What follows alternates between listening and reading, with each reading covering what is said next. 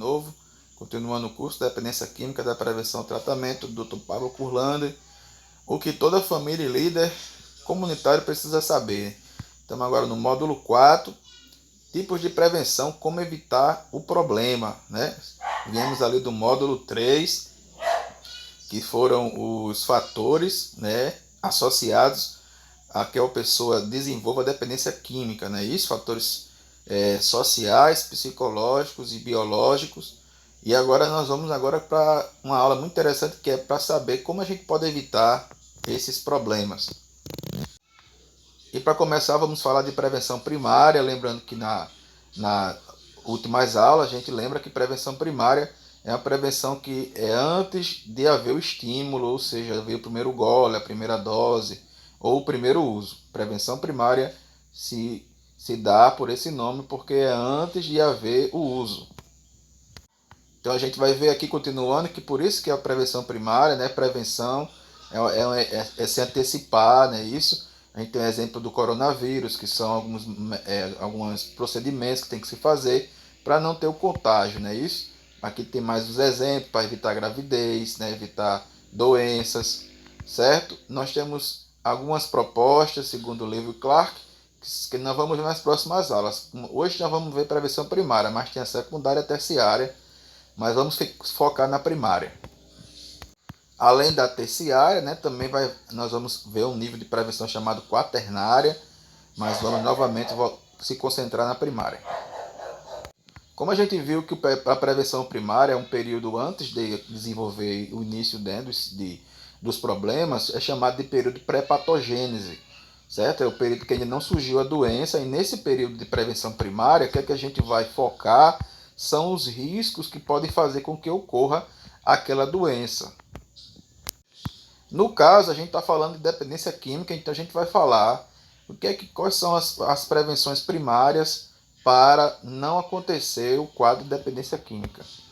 Nós aprendemos, né, que o ambiente, né, na prevenção primária, o ambiente em que a pessoa se encontra, são socioeconômicos, políticos, culturais, psicossociais, que é o período pré-patogênese. O indivíduo ele está interagindo com todo esse ambiente, né, tanto político, cultural, onde a pessoa morar, né, as questões psicossociais da pessoa, as questões socioeconômicas. Então, um período de prevenção primária para não ocorrer a dependência química vai ter que se concentrar nesses cenários culturais, políticos, psicossociais e socioeconômicos, para que haja investimento e haja diminuição de risco de desenvolver dependência química nesse período de prevenção primária.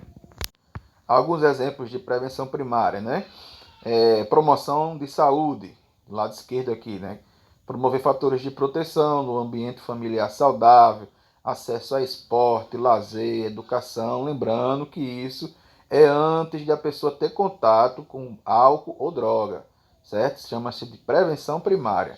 Outras proteções mais específicas é proteger, né, a pessoa contra fatores de risco, que são muitas vezes amizades, ambientes, né, promover o conhecimento sobre a doença, né, para que a pessoa entenda antes disso, para poder evitar ter contato com álcool, drogas.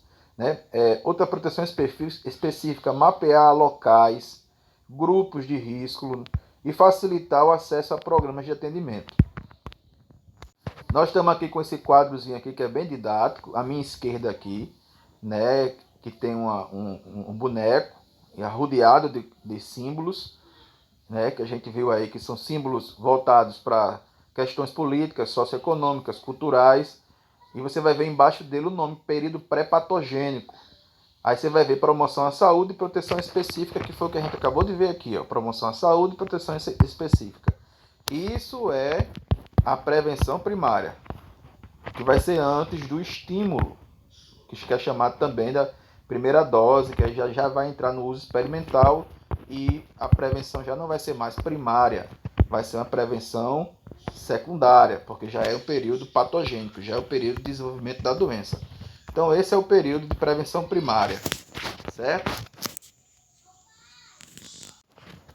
Nós temos aqui alguns exemplos de ações, né, voltadas para a prevenção primária, palestras, né, para que venha a conscientização, programas de auxílio de renda, né, para que não venha a questão do tráfico, por exemplo, a questão de envolvimento dos jovens visando lucrar dinheiro, né, e claro, assistência às famílias. São alguns exemplos, existem diversos exemplos. E também temos aqui algumas coisas que podem favorecer o risco.